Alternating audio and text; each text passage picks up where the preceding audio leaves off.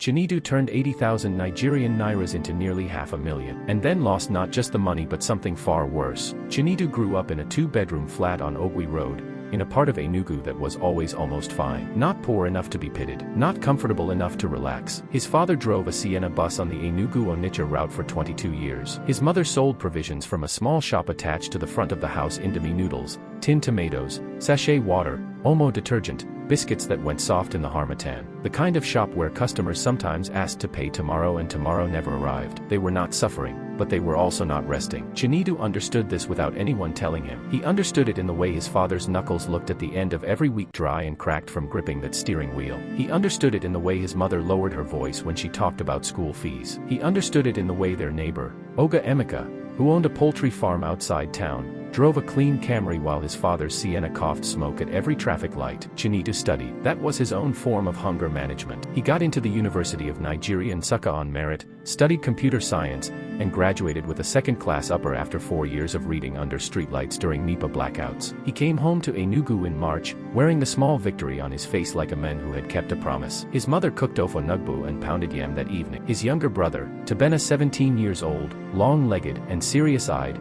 the one they all quietly called the smart one, sat across from him at the table and watched him with the kind of respect that only younger siblings carry. It was a good evening. Chinedu did not know it would be one of the last uncomplicated ones. In April, a telecommunications company in Enugu's GRA posted a vacancy for a junior IT support officer. 45,000 naira a month. His mother clapped when she heard. His father said, "At least you will have structure. Government work or company work, it doesn't matter. What matters is that something is coming in every month." Chinedu submitted his application. He dressed well for the interview. He answered every question correctly. They called him back in 2 weeks and offered him the position. He told them he would think about it. His mother looked at him across the dining table that evening with an expression he had never seen on her face before. Not quite worry, not quite confusion, something in between. Think about what she asked. He didn't have a clean answer. He just said, "Mama, 45,000. You know what that is now? That is not even enough to pay rent and feed myself if I move out." She was quiet. He was right, technically, but they both knew that wasn't the full reason. The full reason was a man named Victor. Victor Chibik was 26 years old, lived in a self-contained apartment in New Haven, drove a fairly clean Toyota Corolla, and had never held a 9-to-5 job in his life. He had gone to the same secondary school as Chinedu Federal Government College, Enugu, and they had reconnected on Instagram sometime in February. Victor's Instagram was not loud. That was the thing about it. There were no flashy captions, no God did it posts with private jet backgrounds, no photos in Dubai with borrowed suits. Victor posted charts, candlestick charts, green and red, with occasional short captions like, "Asterisk took profit on BTC yesterday. Patience is the skill," or ETH broke resistance. Those who waited know. He posted his wins modestly. He barely talked about losses at all. Chinedu had been watching the page for weeks before he sent a DM. They met at a cafe near Polo Park in May. Victor came in wearing a plain gray polo, jeans, and slippers, the kind of outfit that said, "I don't need to prove anything to you." He ordered a smoothie and spoke quietly, the way men speak when they are confident that what they are saying does not need volume to land. "The market is the market," Victor said. "It doesn't care about you, but if you learn to read it, it will give you things a salary never will." He showed Chinedu his trading app. The balance was not obscene, but it was real, and it was more than 12 months of that telecommunications job. Chinedu drove home that evening with a new temperature in his chest. He did not sleep until 3 a.m. He did not jump in immediately. That is important to know. Chinedu was not a reckless person. He was a graduate. He approached it like a project. He spent 2 weeks watching YouTube tutorials. He read 3 free e-books on technical analysis. He joined 4 Telegram groups. He opened a demo account and traded with fake money for 23 days. He tracked everything in a notebook: entry points, exit points, what went right, what went wrong. At the end of those weeks, his demo account had grown by 60%. He called Victor. "I'm ready," he said. Victor was quiet for a moment. "How much are you starting with?" 80,000. "That's good. Don't use money you can't afford to lose." Chinedu nodded, even though Victor couldn't see him. He had heard those words. He just didn't fully believe they applied to him. He funded his account in June with 80,000 naira, money he had saved from the small freelance tech jobs he had been doing since graduation. Web fixes, network setups for small businesses on Ogwe Road, that kind of work. His first trade was on Ethereum. He bought, held for 4 days, and sold. Profit 11,200 naira. He sat on his bed and stared at the number for a long time. 11,000 naira in 4 days, without leaving the house, without a uniform, without sitting in traffic, without explaining himself to a supervisor. He did not tell anyone. He made 3 more trades in July. Won 2, lost 1. Net gain, 22,000. He started waking up at 6 a.m. to check the charts before they moved. He started sleeping with his phone beside his pillow so he could monitor price alerts at midnight. He downloaded 3 different apps. He subscribed to a paid signals channel, $15 a month. The telecommunications job, he never called them back. His mother stopped asking about it by August. Something changed in the way Chinedu carried himself that second half of the year. It was not arrogance, not yet. It was more like a quiet removal, a stepping back from the ordinary conversations of the house. His father talked about fuel prices and Chinedu nodded without looking up from his phone. His mother complained about a wholesaler who had raised prices and Chinedu said sorry ma and returned to his charts. He was not being unkind. He was just elsewhere. He had built a small community online, other young traders in Lagos, Abuja, Port Harcourt, even 1 or 2 in the UK. They sent each other setups. They debated tokenomics. They argued about Bitcoin dominance and which altcoins were undervalued. He had a language now that the people in his house did not speak, and that language felt like distance. By October, his account had grown to roughly 340,000 naira. He told no one. He did not buy anything flashy. He reinvested everything. Victor had told him the goal is to compound. Don't touch the principal until it's big enough to change your life. He believed that. He was building. The only person he began to open up to, slowly, was Tobenna. Tobenna was different from Chinedu in the way younger siblings sometimes are quieter, more observant, slower to speak but quicker to understand. He was in his final year of secondary school, preparing for JAM. He wanted to study electrical engineering. He was the kind of boy who fixed things: toasters, radio sets, the old fan in the sitting room that had been wobbling since 2019. He fixed it one Sunday with a screwdriver and a YouTube video and said nothing about it to anyone. Chinedu loved his brother the way you love someone whose goodness makes you feel both proud and slightly inferior. In November, Tobenna found Chinedu on the phone at midnight, adjusting a position on Solana. What are you doing? Tobenna asked from the doorway. Trading, Chinedu said. And then, for the first time, he explained all of it. The charts, the entries, the compounding, the account balance. Tobenna sat on the edge of the bed and listened with the focused expression he gave to things he was trying to fully understand. How much are you up? He asked. Almost 400,000 now. Tobenna was quiet. Then, from how much? 80. Another silence. Brother, Tobenna said slowly, that's almost 5 times. Chinedu nodded. He should have left it there. He should have just closed his phone and told Tobenna to sleep and said nothing more. But the market was up that week. Everything was green. Solana was running. Bitcoin had crossed a new level. The signals group was on fire. Victor had just posted a chart with the caption, "The next 2 weeks will define the year. Position accordingly." And Chinedu was feeling invincible in the way that only people who have never truly lost yet feel invincible. If you have anything saved, he heard himself say,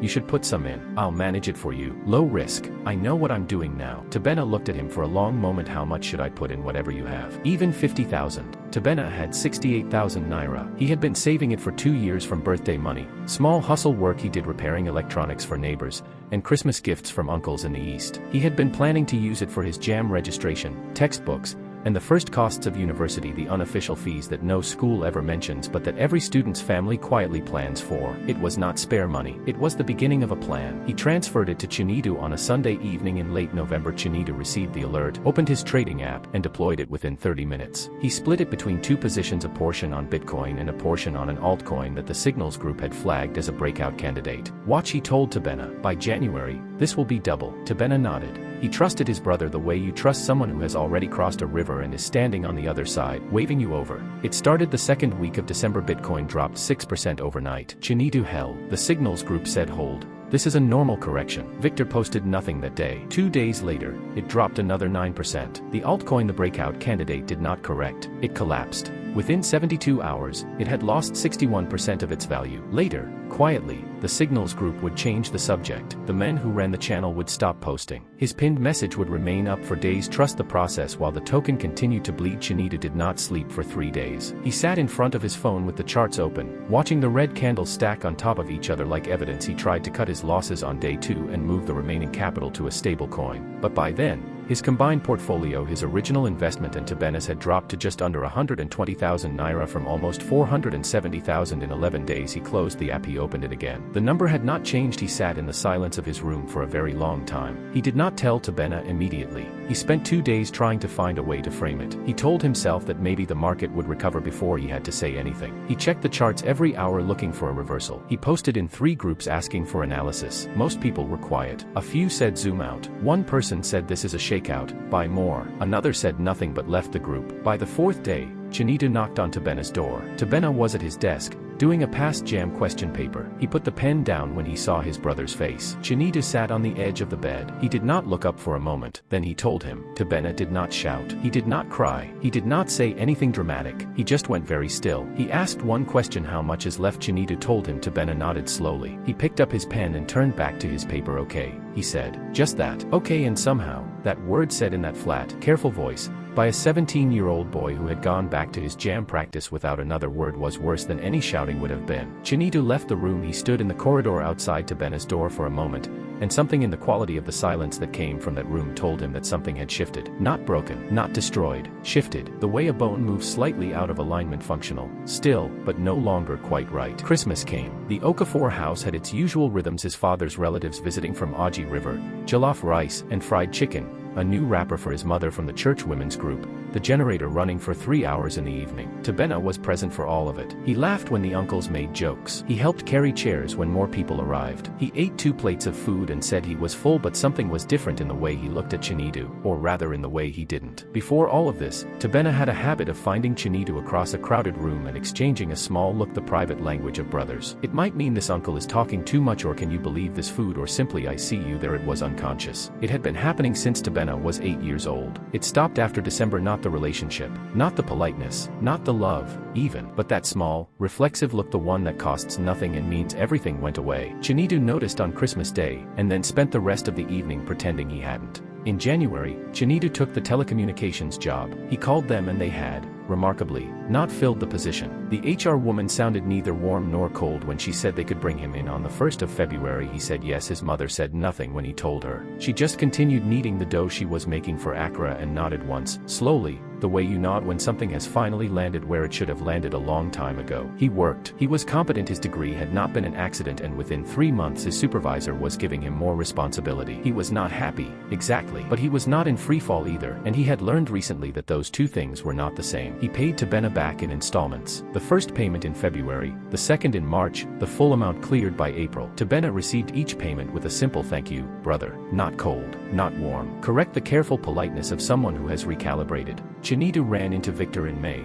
at a filling station near the GRA. Victor was filling his Corolla. He looked the same, plain polo, calm face, unhurried. They stood and talked for a few minutes by the pump. Victor had pulled out of the market in late November, right before the crash. He said it quietly, without gloating, just a fact. He had seen the signals and exited his positions. Why didn't you say anything? Chinedu asked. Victor looked at him. I posted. I said be careful with leverage in December. Volume is dropping. Chinedu remembered the post. He had seen it. He had scrolled past it because the signals group had said something different.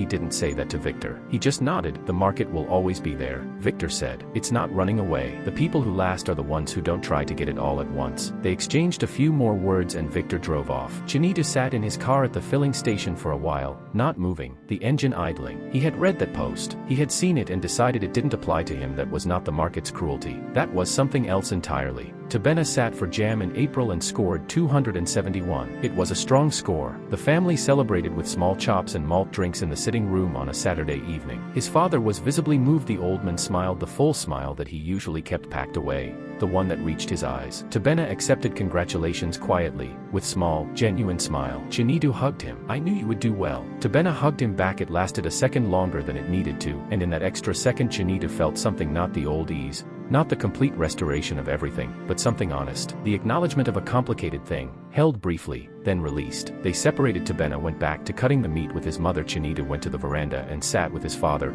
watching the street go by in the evening light. His father said nothing for a while, then Tobenna said, you paid him back everything? With extra yes, Papa. His father was quiet again for a moment. Good, he said finally. Just that. They sat and watched the street together until the generator came on and the lights inside flickered to life. Chinedu still checks the charts sometimes. Old habit. He opens the app, looks at Bitcoin, looks at Ethereum, sees which direction they moved overnight. He does not trade. He has 50,000 naira sitting in a savings account. He put it there in August with no particular plan, just to have it there, accumulating slowly at whatever interest rate the bank offered, growing the way things grow when you leave them alone. It is not exciting. It is not going to change his life. He is not sure yet what will. He is 25 years old, earning his salary, sending his father money some months when the Sienna needs repair, helping his mother restock the shop when she is short. He is not where he imagined himself at this age, not even close. But here is the thing about Chinedu that he is only beginning to understand. He does not actually know where he imagined himself. He had a vague, urgent sense of more money, more speed, more distance from the ordinary rhythms of Ogwe Road.